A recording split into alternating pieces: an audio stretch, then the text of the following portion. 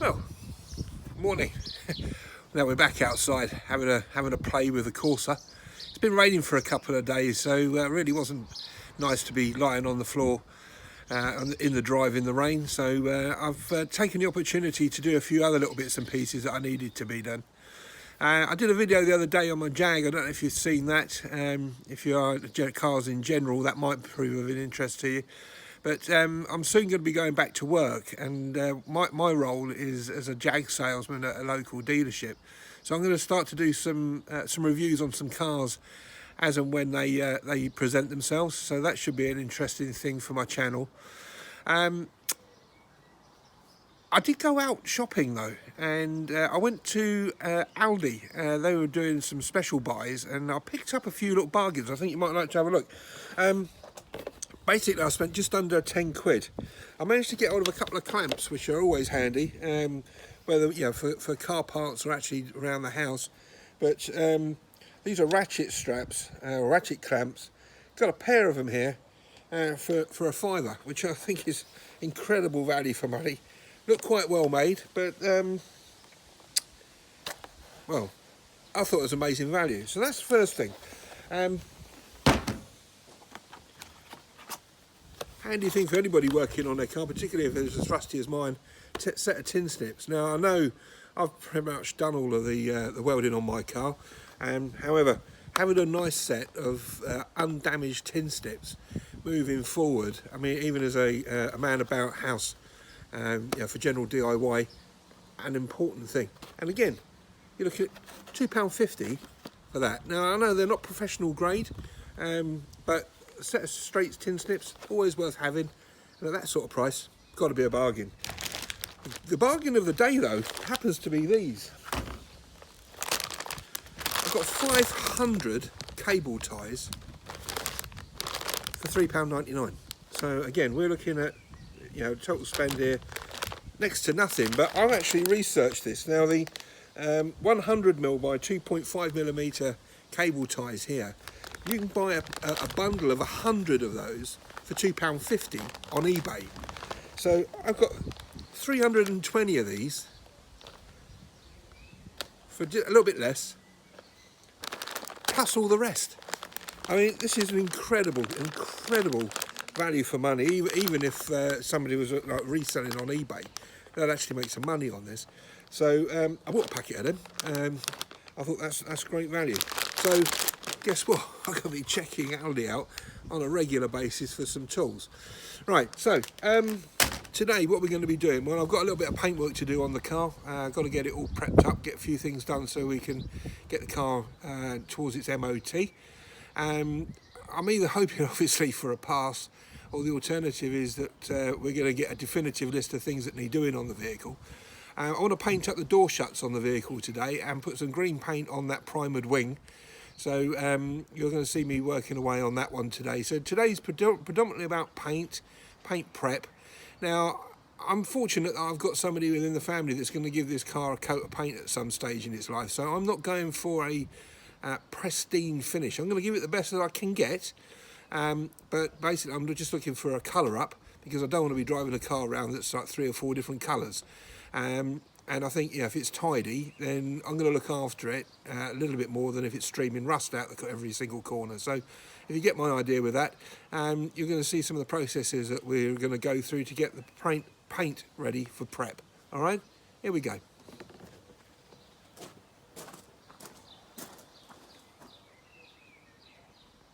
So this is the wing that I found on Facebook Marketplace. I've given it a coat of the green inside of the shut. We've fitted it, and just basically bobbing along with it. I do have new wheel trim sections for all 4 corners, and I will be fitting those when the car gets a repaint. But for now, I've bonded these back on. And as far as I'm concerned, that's a good enough fix at this point. So I'm going to mask this off all the way along here, all the way up along the top edge. We've got some nasty scabs of rust just down here, which I've got to deal with. And there's a real nasty scratch on the door just here, which I've got to deal with too. So the idea is that we're going to paint the wing and blend it out across the driver's door and then give it a coat of gloss. So this wing, the bonnet, the top of the door, this rear quarter panel will need to be masked off. All the door handle, all the moulding and everything all masked off. The rust got rid of, and then we're going to wet and dry flat this door. I've put some primer on here to effect a repair on there, and when that's actually dried off, flat that back, cut the door back so it's actually free from grit and mess, blend it in, and then a nice acrylic lacquer coat across the top. And that's today's work, provided the rain hangs off. So we've machined this back. What you can see is there has been a previous repair on here at some point. There's quite a bit of filler was actually in here. It's probably the reason why the driver's wing actually went rusty. Perhaps wasn't prepped up before. There's a bit more filler here, you can see. Now what I do, I mean, I was always told do not put filler on paint. So I've pulled the paint back as far as we can go, and then we've feathered it out. I don't know if you can see, like the rings on a tree. We've got 1, 2, 3, 4, and then the primer. So these are the original colours. This may have been the original lacquer. There's a repaint and a re-lacquer on the car. So what we're trying to do, if you like, is this. If we just had a dent and then machined it out, what you'll find is you'll end up with that kind of setup on the surface. Now it'll be nice and smooth, but there'll be a noticeable dip in it, and when you put the lacquer over the top, then obviously in your paint it will follow the contour that you've actually made there. So what we're trying to do is actually level this out as much as we can so we lose that dip, if you like. So hence we're feathering this out and getting these lines to actually come back rather than just be quite sharp and a sharp cut off, much like we've got just down here. This is not feathered out here, and when you run your finger down it, you can actually feel the edge.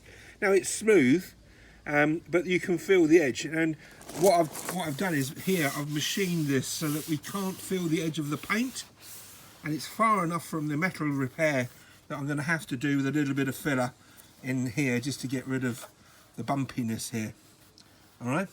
The other thing I'm going to need to do is just go over this with a wire wheel just to pull all that rust out of there without damaging the edge of the metal itself. And then we're going to get it all masked up.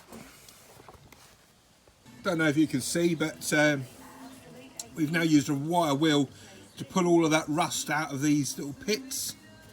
If we paint over that rust, this will come back within a matter of months, if not weeks. So we've got rid of all of that rust. We'll tidy up that edge. I can put a little bit of filler in that just to tidy that up, and we'll be good to go. Okay, so it's taken most of the day, but we've sorted out the damage around the front end of the door. But I did also find that there's some damage down the bottom and also here. So there's no point in me painting the bottom half of the door and leaving all these rust scabs. So I've dealt with those in the subsequent dents. So I'm going to be blending out across this rear quarter panel. It's going to be gloss, lacquered literally at the top end here, and we're going to be fading out the front wing, the door along this panel. Going to lose it about here, gloss at the bottom. So the next stage for me really is to put some primer on the repair areas, let that dry back, and then a wet flat of the whole area. Okay, a couple of coats of primer on. I'm just going to now wait for that to dry, flat that back, and start to put a little bit of colour on it. Okay, so all primered up and flatted down and cleaned off and masked up, and now we're going to have a go at putting some paint on. The paint I'm using is the Holt's product. I've known this product for a number of years, and I've got no reason to question it. So what I'm not going to do today is videos of me spraying the car. There's loads of videos out there on techniques on actually doing that. So what I'm going to do is I'll interrupt the process just to give you a little bit of an update halfway through, probably prior to it's like the third or the fourth coat, and then again during the lacquering stage. So we got one sticky coat on to start with, and I've just gone over it again with a second coat, and just to put some colour into it. Now remember, what we don't want to be doing is painting the whole top of this door, so I'm doing the repair and it just comes out just a little bit finer and finer as we actually go out across the existing panels. Well, there we go, we got some green on it. I'm quite pleased actually with the result. There's a little bit of stuff in it, but I'm painting the thing outside and there is a mild wind. But as I said, this is literally, it's a colouring job as opposed to a proper finish. What I'm going to do is I'm going to leave this to dry overnight, and I'll give it a little key down, get some of the worst, rid of the worst of it, and then give it a nice coat of gloss paint tomorrow. Hopefully it'll be a nice sunny day.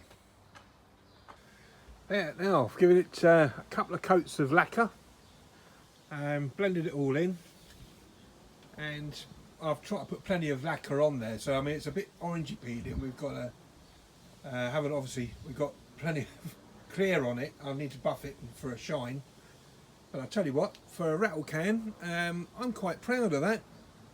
And what I will do is, at a later stage, when I give it a little bit of a polish and I do some other paint parts on the car, I will show what this looks like when it's been buffed up. I think my neighbours have had enough of the paint fumes, but if we just give a recap then, because it's the end of the day, I'm packing up to go indoors. We've colorised that wing, which was in primer originally, and we've repaired the scab rust on the driver's door. That's at the front leading edge, the bottom edge and the rear edge. I've blended it into the rear wheel arch, which also had a repair on it. So that's now all one colour and got a coat of clear coat on top. So I think for 2 tins of aerosol can for the base colour and 2 large cans of lacquer on the top of it, I think we've got a brilliant job done there. Obviously the proof will be in the pudding if it flakes off in a couple of weeks, but when it's dried out, what I'm going to do is I'll give it a flat down and a machine polish. I'll show you the results then. And there we go, just needs a polish. I'm really chuffed with that, I really am. I really am. So, if you've enjoyed today's video as much as I have making it, feel free to press the like button. That means an awful lot to me. If you need to leave some comments, or would like to leave some comments even, that would be great. I love the feedback. And you know what? It means an awful lot to me when you guys subscribe to my videos, so feel free to do that. I'll be with you in a couple of days, and we're going to be looking at trying to get some accessories wired in, pulling radios and dealing with all that kind of stuff. So there might be a video on that out in a couple of days.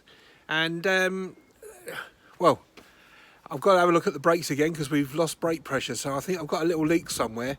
But hey, we're all learning. So thanks again for today. I hope you've enjoyed it. Remember to press the like button and remember to subscribe. Speak soon. Bye bye.